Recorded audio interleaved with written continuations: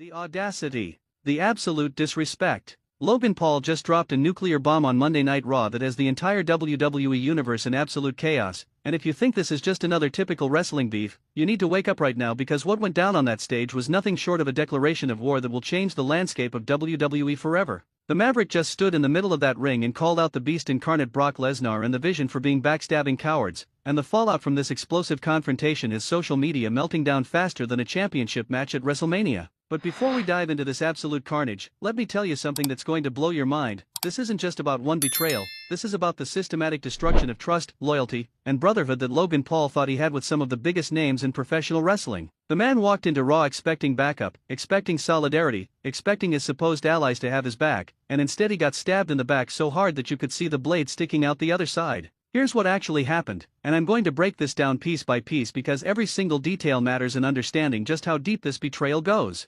Logan Paul, love him or hate him, has been making waves in WWE since he stepped foot in the company. The YouTuber turned boxer turned wrestler has been putting on absolute clinic performances that have even the harshest critics admitting he's got legitimate talent between those ropes. But talent means nothing when the politics backstage turn into a snake pit. Monday Night Raw opened with what was supposed to be a standard segment. Logan was scheduled to address his upcoming match and his alliance with certain superstars. But the second his music hit and he walked down that ramp, you could feel something was off. The crowd's energy was different, the atmosphere was tense, and when Logan grabbed that microphone, the words that came out of his mouth were pure, unfiltered rage. Cowards. That's how he started. Not with pleasantries, not with his usual charismatic swagger, but with a single word that echoed through that arena like a gunshot. Every single one of you backstage are cowards. Logan's voice was shaking with legitimate anger, and this wasn't your typical work-shoot promo. This felt real, this felt personal, this felt like a man who'd been pushed to his absolute breaking point. Common question: do you think Logan Paul has what it takes to stand up to Brock Lesnar one-on-one? Drop your predictions below. Let's rewind and understand the setup to this explosive moment. For weeks, there had been rumors, whispers in the locker room, cryptic tweets, backstage interviews that didn't quite add up. Logan Paul had formed what everyone thought was a solid alliance with several top-tier superstars, including having the tacit approval and respect of the beast incarnate himself, Brock Lesnar. The Vision, a rising faction that's been making power moves across Raw and SmackDown, had also brought Logan into their inner circle, promising protection, opportunity, and a path to championship gold. But professional wrestling has taught us one undeniable truth: alliances in WWE are as fragile as glass, and betrayals are as common as body slams. What nobody saw coming, what absolutely nobody predicted, was that both Brock Lesnar and the Vision would turn on Logan Paul simultaneously in what can only be described as one of the most coordinated backstabbings in recent WWE history. The betrayal happened last week during a tag team match where Logan was supposed to be teaming with members of the Vision against a rival faction. Everything was going according to plan, signature moves were hitting, the crowd was electric, and victory seemed certain. But then, in a moment that will be replayed in highlight reels for years to come, the Vision members just stopped.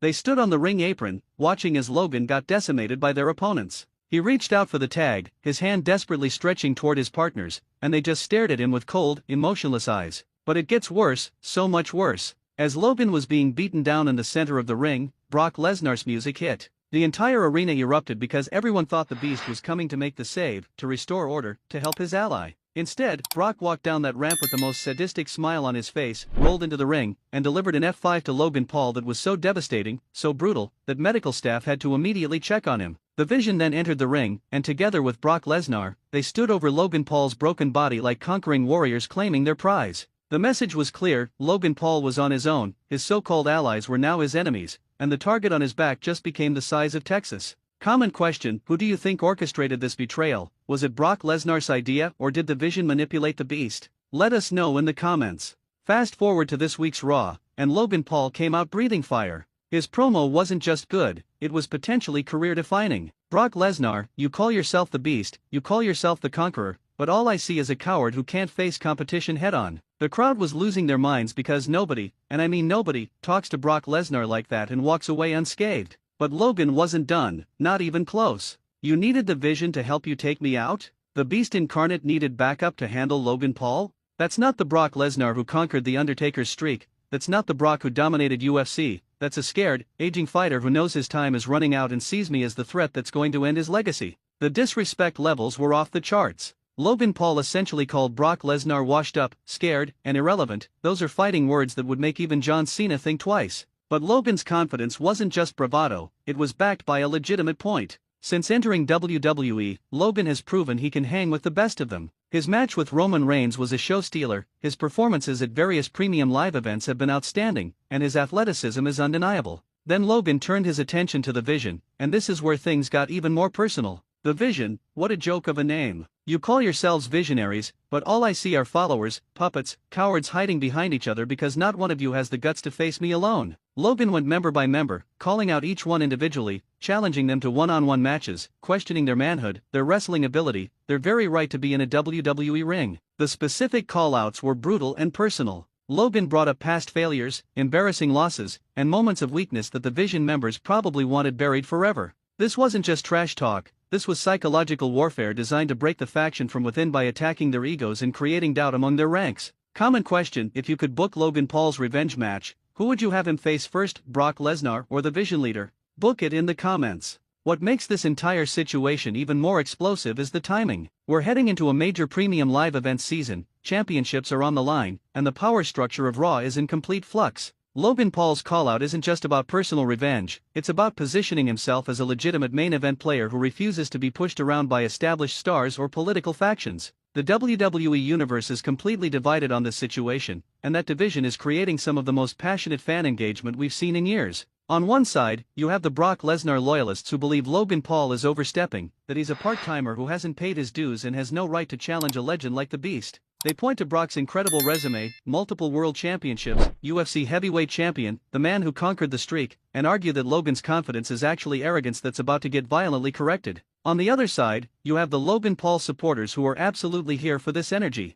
They argue that wrestling needs fresh blood, needs people willing to challenge the established order, needs superstars who aren't afraid to call out the old guard and demand their spot at the top of the card. They point out that Logan has brought millions of new eyes to WWE, that his matches have consistently delivered, and that his work ethic and dedication to learning the craft deserves respect. Then you have the Vision situation, which adds an entirely different layer to this drama. The faction has been positioned as calculated, strategic, and ruthless. They don't make moves without purpose. So why did they betray Logan Paul? Was it Brock Lesnar manipulating them? Was it their own decision based on seeing Logan as a threat to their plans? Or is there something even bigger going on behind the scenes that we don't know about yet? Sources backstage, and take this with a grain of salt because wrestling rumors are always swirling, suggest that there's been legitimate tension between Logan and certain WWE veterans who feel like he hasn't paid his dues properly. The argument goes that Logan Paul got fast-tracked because of his celebrity status, that he skipped the independent circuit grind, that he didn't work his way up through NXT like everyone else. Whether that's justified criticism or just old-school gatekeeping is up for debate. Common question: do celebrity wrestlers like Logan Paul deserve immediate main event pushes, or should they start at the bottom like everyone else?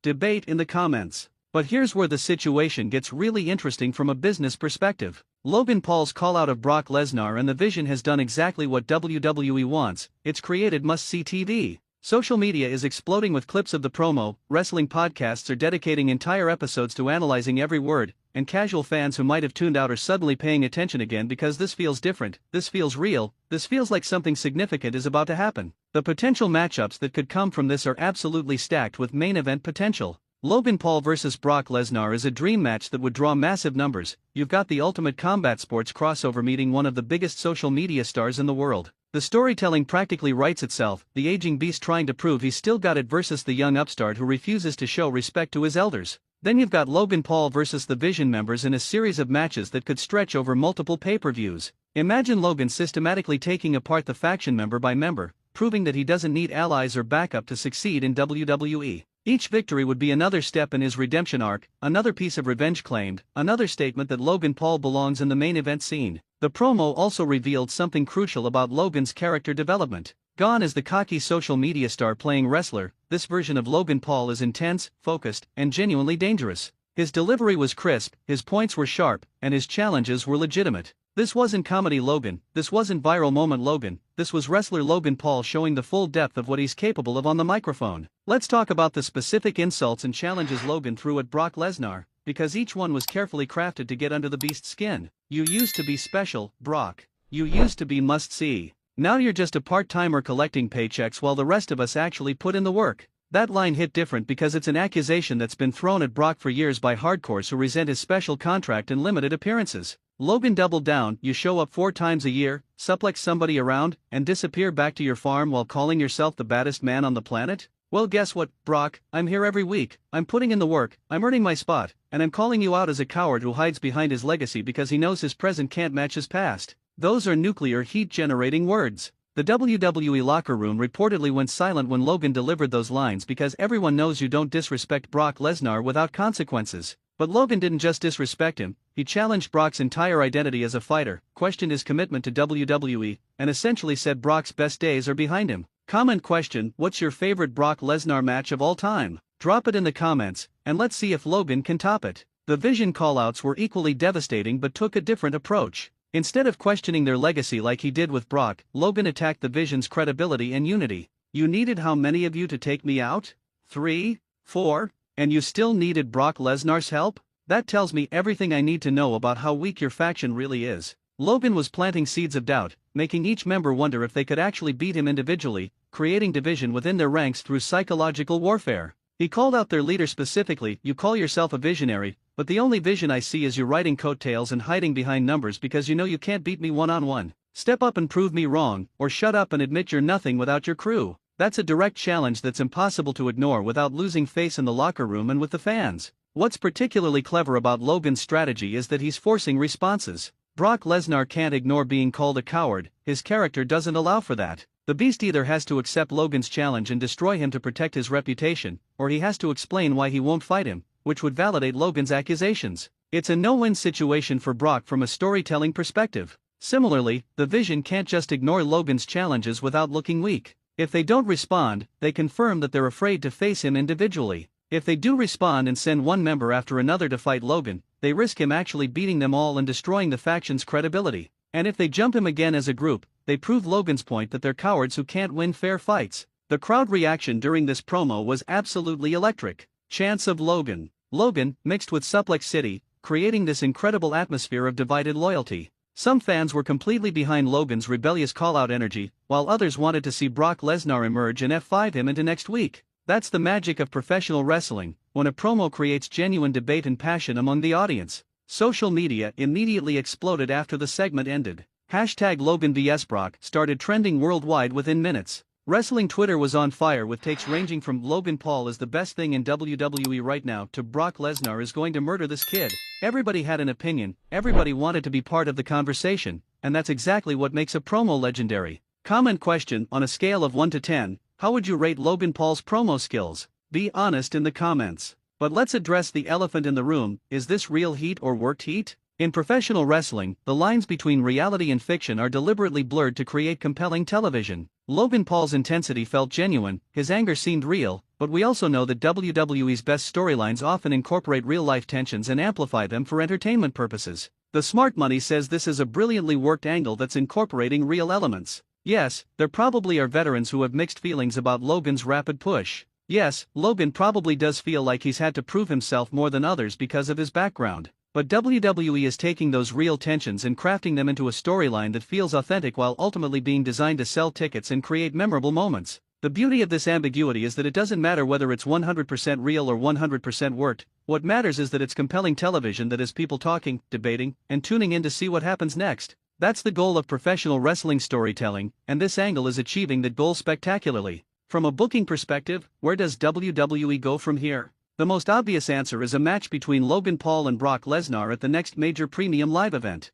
That match would draw massive interest from mainstream media, would be a legitimate attraction for casual fans, and could potentially steal the show if given proper time and creative freedom. But there's also the possibility of a more complex story. What if the Vision was being manipulated by someone even more powerful? What if there's a heel authority figure or another legend pulling the strings? What if Logan Paul's quest for revenge reveals a larger conspiracy within WWE that's been controlling outcomes and opportunities behind the scenes? The storytelling possibilities are endless, and that's what makes this angle so exciting. Logan could go full babyface hero on a revenge tour, he could form his own faction to combat the Vision, he could win allies from unexpected places, or he could embrace a darker side and become an even more ruthless version of himself to match his enemy's tactics. Let's talk about Logan's in-ring capabilities because that's crucial to this story working long-term. The man has shown he can go in big match situations. His timing is excellent, his athleticism is off the charts, and he's willing to take risks and bumps that make matches feel important. If WWE books Logan vs Brock properly, with the right build and the right stipulation, it could be an absolute show stealer.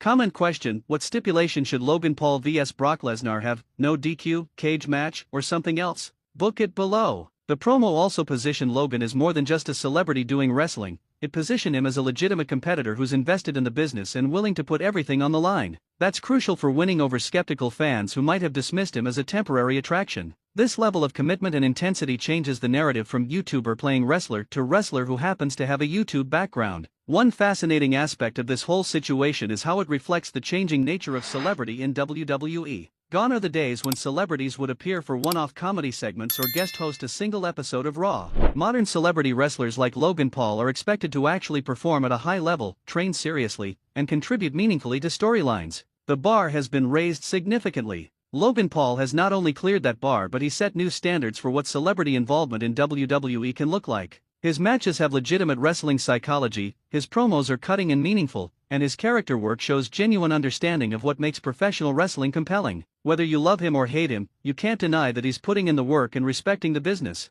The Brock Lesnar element adds another layer because Brock represents the old guard, the physically dominant, legitimate combat sports athlete who came from amateur wrestling and UFC. Logan represents the new generation, the social media influencer, the multi-platform entertainer, the athlete who built his fame outside traditional roots. Their clash isn't just about wrestling, it's symbolic of generational change in entertainment and sports. There's something poetic about Logan Paul calling Brock Lesnar a coward when Brock has built his entire career on being the most intimidating, dominant force in professional wrestling. It's the ultimate disrespect, and it forces Brock to respond because his character can't tolerate that level of disrespect. Logan found the one button that absolutely had to be pushed to guarantee a response from the Beast. The Vision's role in all this adds the perfect amount of complexity because they're not just secondary characters, they're legitimate threats with their own motivations and goals. The faction has been booked strongly, they've taken out multiple top stars, and their reputation means that Logan calling them out is genuinely dangerous. He's not picking on jobbers or mid-carders, he's challenging main event level talents. Comment question: which member of the Vision should Logan Paul face first? Name them in the comments. Looking at the bigger picture, this angle could define Logan Paul's legacy in WWE. If he backs up his words and actually delivers in matches against Brock and the Vision, he cements himself as not just a celebrity attraction but as a legitimate main event star. If he fails, if the matches disappoint, or if the story fizzles out, all the critics who said he didn't deserve his spot will feel validated. That's real pressure, and it's the kind of pressure that creates the most compelling storylines. Logan has put himself in a position where he absolutely has to deliver now. There's no room for error, no space for good enough, it has to be exceptional or it all falls apart. That do-or-die scenario is what wrestling fans live for. The crowd's evolution in their relationship with Logan Paul has been fascinating to watch. He started as a heel, using his social media fame and arrogance to generate heat. Then he showed he could actually wrestle, which earned begrudging respect. Now, with this promo calling out betrayers and demanding accountability, he's positioned for a potential face turn or at least a tweener role where fans can get behind his quest for revenge. What's particularly smart about Logan's promo strategy is that he made it about principle rather than just personal vendetta. He didn't just say, "I'm mad you betrayed me," he framed it as, "You're cowards who can't fight fair, who hide behind numbers and reputation instead of proving yourselves." That's a universal message that resonates with fans because everyone hates bullies and cowards. The wrestling business has always rewarded those who can generate genuine emotional investment from the audience, and Logan Paul has cracked that code. People care about what happens to him. Some want to see him succeed and prove the haters wrong, others want to see him get destroyed by Brock Lesnar. Either way, they're invested, they're watching, and they're talking about it. Looking ahead to potential match scenarios, imagine Logan Paul vs Brock Lesnar in a no-holds-barred match where Logan can use his creativity and athleticism to counter Brock's raw power. Logan could use weapons, environmental factors, and unorthodox tactics to level the playing field. The story would write itself, the smaller, younger athlete using intelligence and risk-taking to overcome the dominant beast. Or picture Logan systematically defeating Vision members one by one in a gauntlet series, each match getting more brutal and personal as he works his way up to their leader. Each victory would be cathartic, each win would build his momentum, and the final match could be the ultimate payoff where he dismantles the faction's core leadership. The merchandising potential alone makes this feud valuable to WWE. Logan Paul vs Everybody t-shirts would fly off the shelves. Limited edition replica championship belts celebrating his victories would sell out. The content creation opportunities across WWE's digital platforms are endless. From a business perspective, this angle is gold. Comment question: would you buy Logan Paul merchandise supporting his war against Brock and the Vision? Let us know. There's also the possibility of surprise allies emerging for Logan Paul. Could past rivals put aside differences to help him combat the Vision? Could a returning legend come back specifically to even the odds? Could members of the Vision defect after seeing Logan's courage and conviction? The storytelling possibilities branch out in so many exciting directions. The intensity of Monday's promo suggests this isn't going to be a short-term angle. This feels like something WWE is investing in for the long haul, possibly building toward multiple pay-per-view matches and an extended storyline that could carry us through the next several months of programming. That level of commitment signals that WWE sees real value in this feud. Logan Paul's evolution as a performer has been one of the most interesting stories in modern WWE. Every appearance, he's shown improvement in some aspect of his game, whether it's ring work, promo delivery, character development, or understanding of wrestling psychology. This promo represents his highest level yet in terms of intensity and authenticity.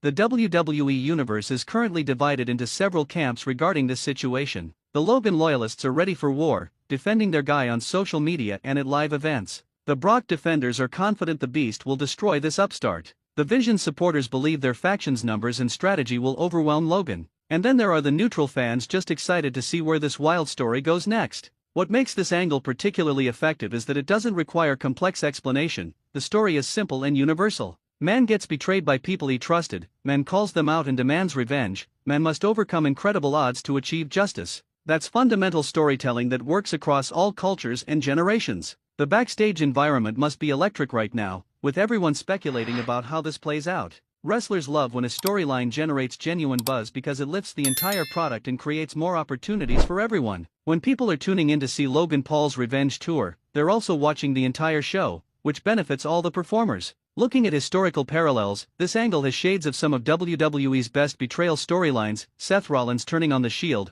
Triple H turning on Shawn Michaels, Stone Cold versus everyone in the corporation. The best wrestling stories often come from betrayal and revenge because those emotions are so relatable and visceral. The challenge for WWE will be maintaining this heat and momentum through to the payoff matches. The build has to stay fresh, the confrontations have to escalate, and the eventual matches have to deliver at the highest level. If all those pieces come together, we could be looking at one of the defining angles of this era. This situation is developing rapidly and we'll be covering every twist and turn right here on Wrestling World CC. Make sure you're subscribed with notifications on so you don't miss a single update as Logan Paul wages war against Brock Lesnar and the Vision. Drop your predictions and hot takes in the comments. Let's discuss where this insane angle is heading. If you thought tonight's story was wild, trust me, what happens next will blow your mind. So don't stop now. Click on the video right here on your screen to continue the chaos, the drama, and the inside scoop only we deliver. And if you haven't already, hit that subscribe button, give this video a like, and join the Wrestling Juice Insider family where the real stories come to life.